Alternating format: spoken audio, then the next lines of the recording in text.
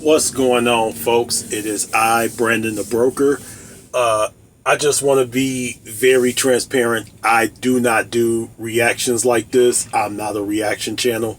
So, forgive me. I'm working through a lot of some of the things that I'm being told, like, you're too loud or you're too quiet or whatever. But anyway, for this reaction video here, I'm going to do one that's near and dear to my heart. This is a video Domix did 3 years ago, and it's called Architecture School. Let's go.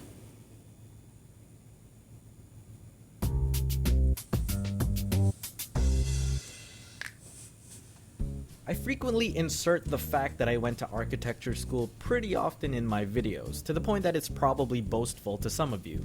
But I haven't exactly shared a focused perspective on the things I've learned and retained during my 4-year struggle towards an undergraduate bachelor's degree in architectural science.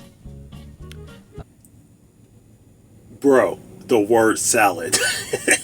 But I've been accused of doing the same thing, so I feel you, Domix. You're doing it again. Doing what? You didn't have to specify that whole last part. It feels like you're boasting again. Oh, yeah, well, it's more like filler words to make it feel like the video is longer and has more content than it actually does.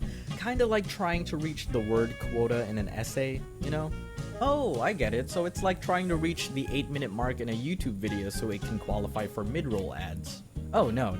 It's not like that. It is that. I don't have that struggle yet. I'm trying to get there. Right. I boast a lot about having graduated university, but really, I don't have much to show for it. This degree doesn't mean anything. I don't even know where it is. It's somewhere at my parents' house. It neither represents my accumulated knowledge nor my passion for architecture. It merely serves as a reminder of how many years I can endure hating myself. True, it has been almost 10 years since I graduated, so it's natural that I forgot a lot of what I learned, but even at the year of, I didn't really have confidence with my knowledge in pursuing the field. When I chose to full commit to YouTube and content creation, I naively thought to myself, if I totally bomb this and I make like 10 cents a month, at least I have architecture to fall back on. But really, it was more like, please let this work, I don't want to do I know the struggle. architecture, I hate it. I want to make dumb animations, please. Architecture wasn't really plan B, it was more like plan L. So when I say I truly appreciate your support of my work and allowing me to self-sustain from my videos, I really mean it. Thank you all. That's really awesome, Dom. Thanks. So how much did you retain from architecture school? Oh, let's see, 1, 2, 3, 4. Well, I cried at least 17 times. I'm at 26 at this point and 2 psychotic episodes. I remember one of the first lectures we had, our prof shat on all of us for not knowing what this structural element is properly called.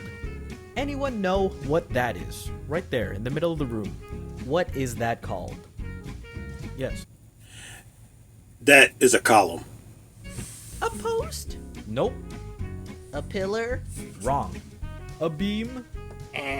A vertical beam? No. One more try or I feed my shoe to one of you. A structural vertical beam? A column. It's called a column. How do you guys not know this? You're in first year. God. So, for the rest of my life, due to being ridiculed, I will know to call this a column. Boy, I'm sure glad my tuition...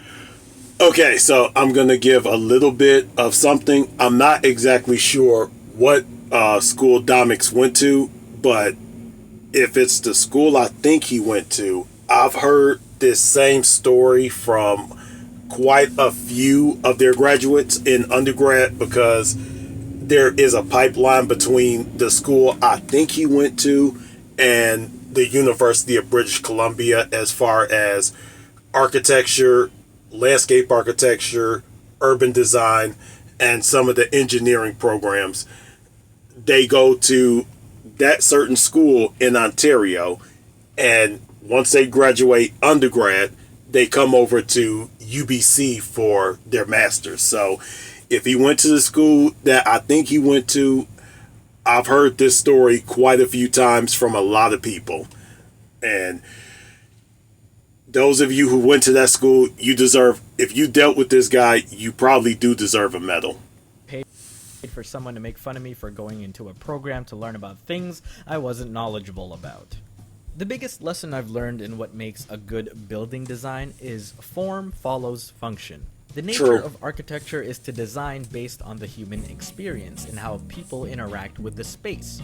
The overall shape of the building should be directly corresponding to the intended function or purpose of the spaces within it. If you design a building shaped like an origami paper crane and presented it to a professor for a critique, they will calmly tell you it is garbage and then spit on your grave because you are That sounds like one of my professors when I was getting my associates. So, yes, that is very true. now dead to them. Even though seeing a paper crane building might seem cool and Instagrammable, when you think about it, it likely fails as a building. You've got awkward corners everywhere, making awkward rooms for people to fit into, which means a bunch of wasted space and wasted construction materials and costs. And what is even going on up here? Is it just a tall, empty space, or are there awkwardly shaped single rooms that shrink every story until you get to the sniper tower? How do you even get up there? Standard elevators don't move diagonally, and stairs aren't gonna fit nicely without the engineers wanting to put a bounty on your head for this complicated design. Simply put, if it's annoying to build, it's probably a bad design. Well, Very, very true. Always remember when you're in architecture, always remember the engineers have to you draw it, but they have to make sure it can withstand the elements. And please always think of engineers when you design stuff. while a paper crane may be used as inspiration for a design, there is much more to architecture than just cool visual concepts. There is this museum in Toronto called the Royal Ontario Museum, the ROM, and all of my professors, collectively and unanimously, shit on the ROM every chance they get. It looks like this, and you might be thinking, Okay, that honestly looks cool, but it also looked like it was a nightmare to build. Even though I know it wasn't, it looks like a nightmare to build. oh, it's kinda cool, right? It's got some very unnatural shapes, and it's interesting how it superimposes on the surrounding structures to elaborate the distinction between the old and the new. It stands out. Very touristy. But that's all it did. Stood out. Once you go through architecture school, you never look at buildings the same way ever again. You know True. how much my profs hated the ROM? They took us on a field trip to the ROM to shit on its design during the tour. Wow, look at all these awkward corners. Wow, look at all this wasted space. Wow, look at this useless hallway that leads to a dead end. Wow, wow, wow. They were brutal, but they were right. Some people might feel like square and rectilinearly designed buildings are basic and boring, but really it's those kinds of spaces that we usually feel the most comfortable in. What the That is absolutely very true. It other shapes and designs, they look cool. They're cool to post on your Instagram, Facebook, or having your portfolio, but sometimes tried and true is always best. hell are you gonna do with a spherical room? Where does your door go? How are you gonna arrange your furniture to fit without having to customize them? Are you gonna have curved glass windows? Again, the engineers and construction workers will have your head on a pike. Remember, form follows function. You don't think of how a building will look and then somehow force cram the necessary rooms inside to fit. You keep in mind your overall space constrictions, of course, but you have to design from the inside, and eventually the outside will take its form. And finding the optimal arrangements in correspondence to interesting forms is what sets aside the good architects from the paper crane designers. Some other bits of things I learned. We never called these blueprints, they're just called architectural designs or True. drawings made up of plans, the top views of the spaces, sections, views of the spaces as if you cut through it, and elevations, the side views. Always include standard scales when showing drawings. 1 to 73 is not typically a scale people understand. You see that look? You see that look on his face right there? I've had that look many a times because I drew out of scale and I'm sorry to all my professors. That's all I'm saying. stand. This part of the roof of a building is called a parapet, and it was really annoying to draw in cross-section. Either you drew your drawings on a presentation board by hand, or you did it on a computer and spent $90 to print it. Starving artists and starving architecture students. This is very true right here. This is the truest one right here. If you have to keep going to get everything printed off, and it does get very expensive. So you better learn how to draw. But then again, even that's not guaranteed. Get along. Avoid using glue gun for your models. It doesn't dry nicely and sometimes leaves those spiderweb glue bits. As I've mentioned before, keep the engineers in mind. They have to make your design stand. If you think a 20 by 20 meter room can hold up without any columns, enjoy having your ceilings collapse. Exterior walls are much thicker than you think because of insulation. Flooring is much thicker than you think because of HVAC. True. East and west facing windows give harsh lighting because of sun pathing, which can slightly be mitigated with overhangs, but north and south facing windows give diffused and more comfortable lighting. Always account for accessibility in designs. Ramps need a slope of about 1 to 12. Symmetry is cursed. You don't really need double staircases that both lead to the same location. I feel like people... Nah, you do need this. I'm sorry.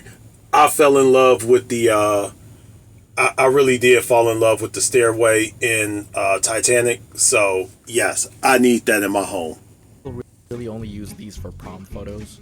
And finally, or at least this is all I can think of right now, all exit doors should open outwards, or you've indirectly killed someone in the future via getting trampled. Now, here's the part of the video where I usually try to look at the bright side of things and realize the true lessons I've learned because the hardships were necessary for me to grow as a person and end on a good note, but I hated architecture school and I still blame it for my insomnia.